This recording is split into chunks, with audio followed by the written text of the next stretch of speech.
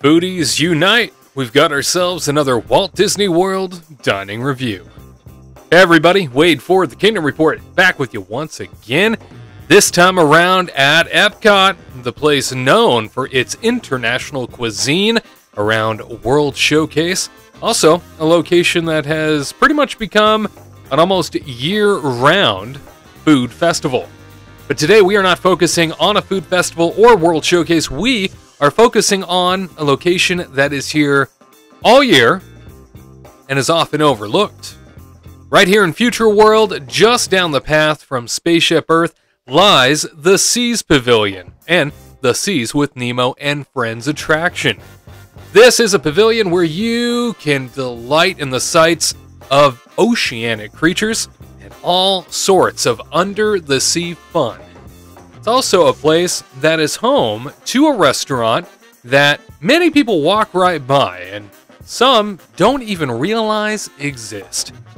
Just to the right of the entrance of the Seas with Nemo and Friends happens to be a restaurant called the Coral Reef. The restaurant says to marvel at the multicolored magnificence of their living coral reef, all while you dine, of course. Panoramic windows give every table an insider view into the awesome underwater world of the Seas with Nemo and Friends. They write that the Seas is one of the largest man-made ocean environments on the planet and holds enough water to fill 54 Olympic-sized swimming pools. The meticulously crafted habitat has been designed by marine scientists to enrich the lives of approximately 2,000 sea creatures. That's more than 60 aquatic species that call the seas home. As you dine, they say, be sure to look for sharks, sea turtles, and rays as they swim in this wondrous coral reef. You may even spot a scuba diving Mickey enjoying the underwater fun.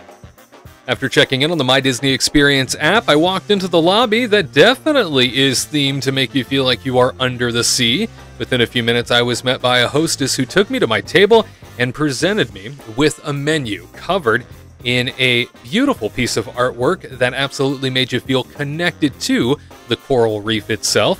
One big element that made me feel disconnected, however, was exactly where I was sat.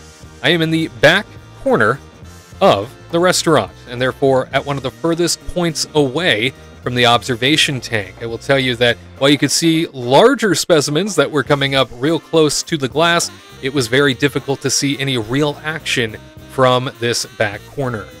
First up was the bread service. Unfortunately, these rolls weren't even warm and sort of reminded me of the same rolls you could buy at the supermarket. Absolutely uninspired and not anything to write home about, that's for sure. When it came to appetizers, I could have chosen the shrimp cocktail, the trio of seasonal dips, the Caesar salad even, but at a place like the Coral Reef, I decided to order up the New England clam chowder. This is packed full of baby clams, applewood smoked bacon, potatoes, and cream. One of my concerns with a clam chowder whenever I order it is that it's just going to be over-salted and not have much taste to it. However, this was an outstanding clam chowder, perfectly spiced and not overly salted, creamy goodness the whole way down, you bet. I finished the entire bowl, and I would recommend that you try the New England clam chowder here as well. Next up was Entree Time. You could choose from things like shrimp and grits, grilled vegetable skewer, 10-ounce slow-roasted prime rib, seared mahi-mahi, or even a Cajun chicken pasta. However, I decided to go for the orange-glazed sustainable salmon. This, of course, is a meaty salmon in a vegetable stir-fry with shiitake sticky rice. Now, something worth pointing out here on the orange-glazed sustainable salmon is that the entree itself may look a little small, the portion size that is.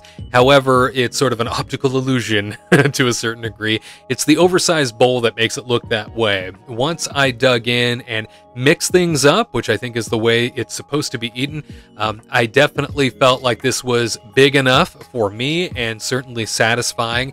I walked away thinking, all right, yeah, I'm full, but not in sort of a gross, bloated way. It was a light enough meal that I still felt good about myself and not sort of hating myself in the end, like I do after so many of those fried concoctions in and around Walt Disney World. The orange glaze was perfectly applied here. It wasn't overly sweet. It sort of elevated the salmon, which I guarantee is exactly what they were going for, and then mixed up with the vegetable stir fry and rice. It made for a very pleasant dining experience when it came to the food.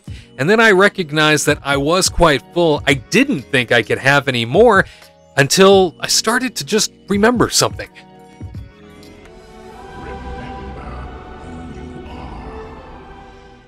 Oh, you bet I remembered who I was, and it was dessert time. I took a look at the menu. I could have ordered a Bailey's and Jack Daniel's mousse, a mixed berry mousse if I wanted to, even a chocolate wave, but instead I went with this, the Key Lime Tart. It's topped with toasted meringue, iridescent shimmer, and sprinkles that reflect the 50th anniversary of Disney World. It's also accompanied by a chocolate garnish. This Key Lime Tart blew my taste buds away. Tasty, sweet, and oh so rich. I absolutely devoured every square inch of this sucker and thought to myself, you know what, if they sold this separately, like out of cart or out of a window, I would come back just for this. It was that good. Highly suggest the Key Lime Tart for a dessert at this restaurant. It was bill time, and I took a look at exactly what the damage was. For one person, after that meal, it became, tax included, $55.69. With tip out the door, you're looking at almost $66. Now, this restaurant is one that gets a lot of negative press for a variety of reasons. I'll share with you that the staff here, everybody I encountered in fact, not one smile, not one pleasant gesture, not one kind-hearted hello, not one greeting that felt sincere, and unfortunately this included my server, who looked as though he just would rather not be there. This permeated at every table around me and made for a very lackluster dining experience. That, on top of the fact that I was in the back corner of the restaurant, made for the whole attraction piece of the Coral Reef being these observation windows also a big letdown, mainly because I couldn't really see anything unless I went up close to these observation windows and left my table entirely. In fact, nearby, a woman was sat with her little boy and her husband, and she was so excited telling the little boy, we're going to eat with the fishies, we're going to eat with the fishies, and then she realized what I realized, having sat back in the corner of the restaurant at the furthest point away, and that was that the fishies weren't so easily accessible, and the realization set in that this child was not going to be able to see anything at his vantage point. So if you do dine at this restaurant, just be forewarned that the staff here, for whatever reason, don't seem all that pleasant, and perhaps it was just the day I was visiting, and maybe there were some operational challenges. On top of that, the food was great, the food was outstanding, and the food really impressed me. Often what gets panned is the food in this restaurant. I didn't have that experience at all. However, between the place I was sat and the service, it left a very bad taste in my mouth for the price that I paid. All things that you could potentially encounter on your trip to the Coral Reef if you decide to make this a part of your Walt Disney World experience.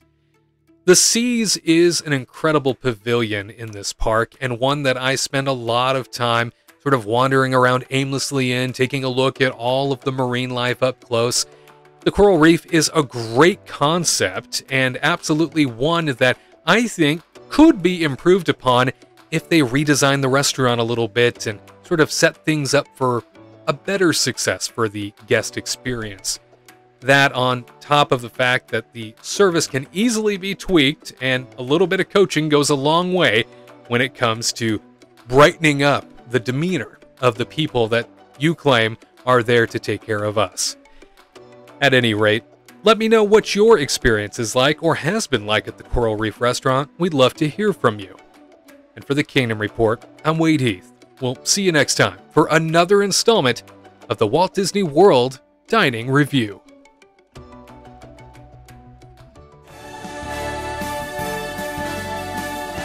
all who come to this happy place, welcome.